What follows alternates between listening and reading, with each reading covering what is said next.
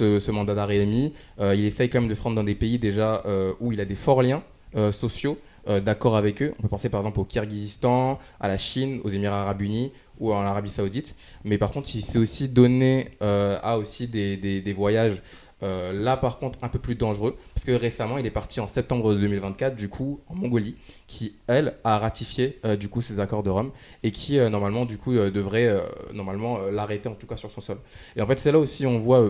quelle est l'importance d'un président face à la CPI, parce que là dans le cas de la Mongolie elle aurait dû faire du coup le travail international de l'arrêter, mais il y a aussi un fort impact qui est présent en fait de ce chef d'État et qui montre que en fait finalement un État peut être même un peu plus puissant que la CPI. Et c'est aussi le cas partiellement pour, je ne saurais plus dire si c'est l'Arabie Saoudite ou les Émirats Arabes Unis, qui en tout cas avaient ratifié une partie de l'accord, mais pas totalement, ce qui fait qu'ils n'étaient pas